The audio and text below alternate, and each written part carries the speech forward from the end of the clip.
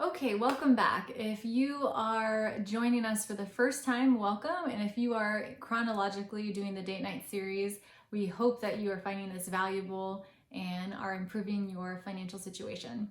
So for today's challenge, first go ahead and get your margarita or your mocktail of choice and get comfortable with your partner and get ready for this challenge.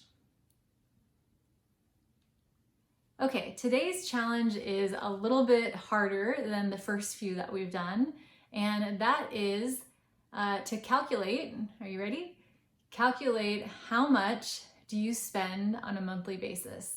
So what are your monthly expenses? What's the total? Just pick one month. I'm not asking you to do the whole year, to go back in time. You don't have to start tracking right now if you haven't been tracking, but whatever month it is right now, look at the previous month, whether it is logging on to your online bank to see what you spent. I just want you to know and calculate what is your monthly expenses, because if you're someone who already knows it, great. Most people don't know how much they spend on a monthly basis. So go ahead and press pause, and each of you can go in. If you have shared accounts, great, you can do it together. If you have separate accounts, go ahead and do that as well, just to have an idea of your starting point, because you need this number to calculate your financial independence or FI number. Okay, go ahead and press pause.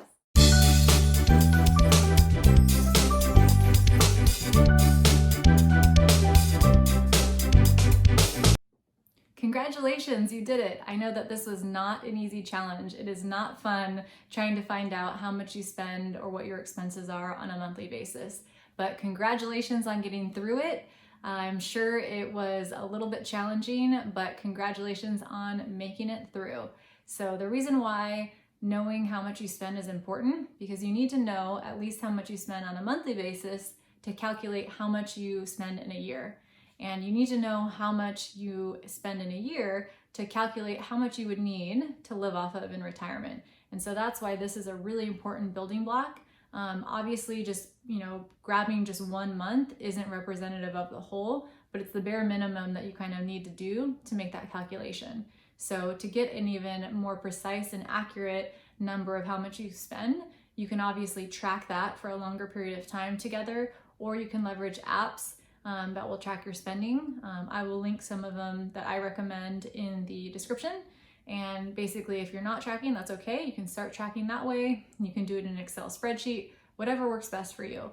But that's just a really good way to get started and have an idea of what you are spending, so that you can understand how much you would need or what you might need to evaluate or change. So that either means A, spending less and figuring out where you need to cut, or B, figuring out how much money you need to make with a side hustle, or how much more income you need to make in your current job to supplement your current trend and spending habits.